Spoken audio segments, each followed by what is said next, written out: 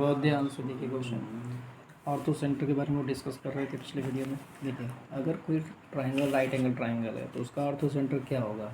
जहाँ उसका perpendicular base काटेगा, यानी जहाँ पे 90 डिग्री बनेगा वही उसका ऑर्थो सेंटर हो जाएगा। ठीक है। और जैसे पिछले वीडियो में मैंने बताया था, ऑर्थो सेंटर निकालने के लिए क्या करते हैं, लाइन ऑफ इक्वेशन निकालते हैं, दोनों परपेंडिकुलर लाइन का, फिर दोनों का इंटरसेक्टिंग पॉइंट निकाल देते हैं। अब जैसे ये आ गया -2, √3 -1/2, 1/2, -1/2, 2, -1/2। ये किसी ट्राइंगल की वर्टिसेस है, हमको उसका ऑर्थो सेंटर निकालना है। अब देखिए बच्चों, अब यहाँ पे अगर पूरी प्रॉपर तरीके से चलेंगे तो पूरा आपको बहुत टाइम लग जाएगा, थोड़ा सा दिमाग लगाएंगे। ठीक, ये एक्सिस वाई एक्सिस बहुत ध्यान से देखिएगा। पहले उस दो पॉइंट को खोजिए जिसका एक्स एक्सिस बराबर है। संयोग से देखिए, ये इसका 2, इसका 2 बराबर है, एक्स की वैल्यू 2 है, एक्स की वैल्यू 2 है मान लीजिए यहाँ पर, ये मान लीजिए ये है, एक्स की वैल्यू 2 यहाँ पे है। ठीक है। अब √3 -1/2, √3 लमसम 1.7 आता है, 1.7 -1 यानी 0.7/2, 0.35 मान लीजिए यहीं कहीं होगा, यानी मेरा आ गया 2, √3 -1/2 करीब यहाँ पे आ गया। ठीक, क्योंकि 2 तो यहाँ पे है ही। फिर क्या कह रहा है, 2, -1/2, फिर से 2 इधर ही है, -1/2 कहीं यहाँ आएगा, 2, -1/2। बस समझ आ गई।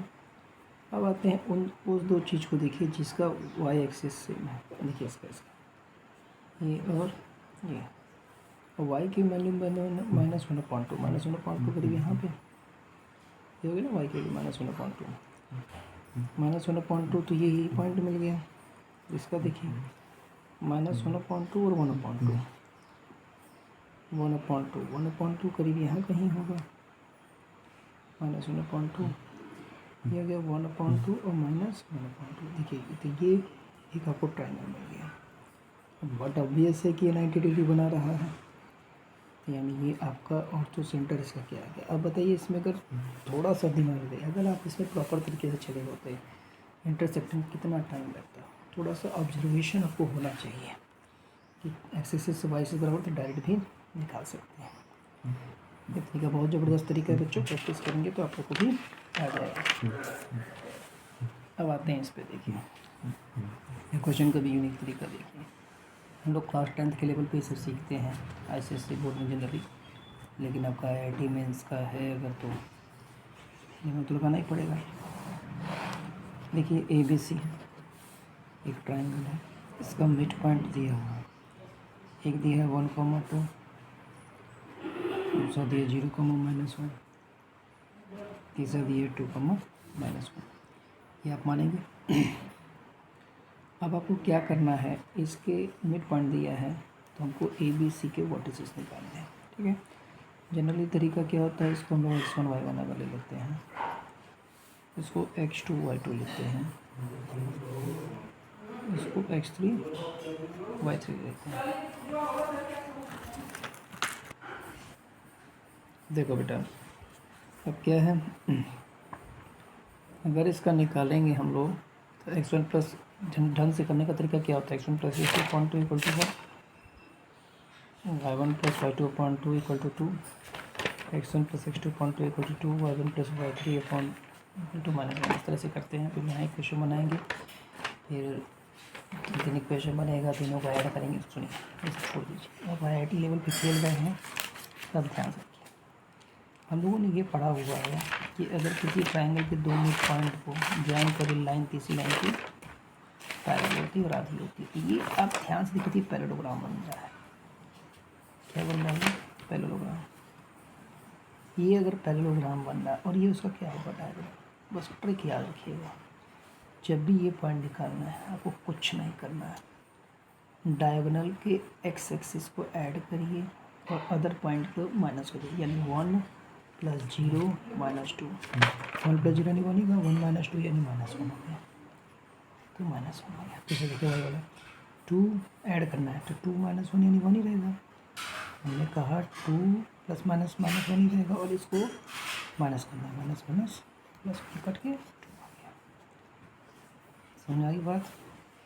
क्या करना है, डायगोनल के पॉइंट्स को ऐड करना है, अदर पॉइंट को डायगोनल के पॉइंट को ऐड करना है, अदर पॉइंट को माइनस करना है।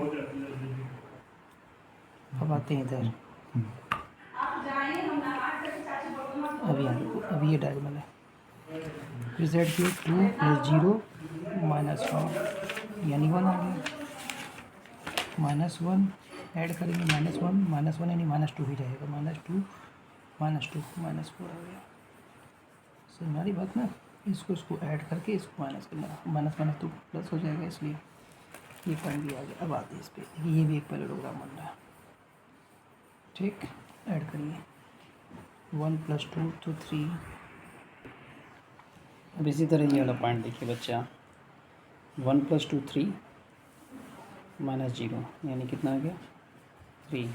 समझ में आया ना कि डायगोनल के पॉइंट्स को ऐड करते हैं, तो 2 - 1 यानी 1, -1 यानी 2, बस लग गया क्वेश्चन बच्चों। देखिए पास फिर से समझिए, डायगोनल के पॉइंट को ऐड करना है और उसके दूसरे वर्टेक्स के पॉइंट को माइनस करना है, बस क्वेश्चन यहीं पे लग गया, ठीक है। चलिए आगे देखते हैं। अगला खूबसूरत सा क्वेश्चन कह रहा है if x1 x2 x3 are roots of the equation, ये है, देन फाइंड। देखिए इसका सबसे पहला तो ट्रिक आपको ये याद रखना है, x1 x2 x3 थी, यानी अगर इसका कोऑर्डिनेट x1 है तो 1/x1 है, ये x2 है,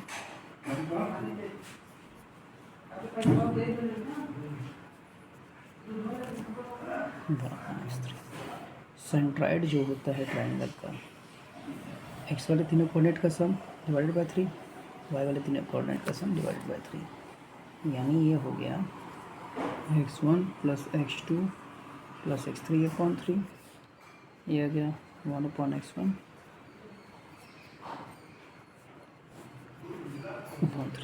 क्लियर है। अब आते हैं बेटा इस इक्वेशन पे दिमाग लगाते हैं। सब जगह बेटा IIT लेवल का दिमाग आपको लगाना पड़ेगा।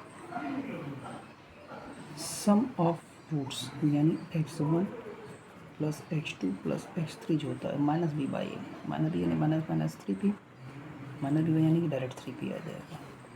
फिर होता है समेशन ऑफ x1 x2, ये होता है c/a, c/ यानी 3q आ जाएगा। फिर होता है product x1 x2 x3 d/a, d का क्या है -19। यहाँ क्लियर हो गया। अब देखिए इसमें सॉल्व करते हैं। x1 + x2 + x3 तो आपको पता है सीधे 3p/3, तो ऐसे ही आ गया। यहाँ तो कोई प्रॉब्लम, p आ गया। अब आते हैं, जब आप आएंगे ध्यान से देखिएगा, ये आपका x1 x2 x3, 3 नीचे है, ये आ जाएगा x1 x2 + x2 x3 + x3 x1, बस वैल्यू रख देना है बच्चों को p। x1 x2 + x2 3 + x3 x1 की वैल्यू निकाली थी 3q/3, प्रोडक्ट आपका -19, 3 से 3 काट दीजिए, ये आ गया आपको, बस हो गया, क्वेश्चन लग गया बच्चों। यानी माइनस तो माइनस हटा के आप यहाँ लगा सकते हैं। और मैं आपको सब सॉल्यूशन में p/19, ठीक है बच्चों। कैलकुलेशन पे ध्यान दें, कभी कभी कैलकुलेशन गलती हमसे भी हो सकती है। थैंक यू बच्चों।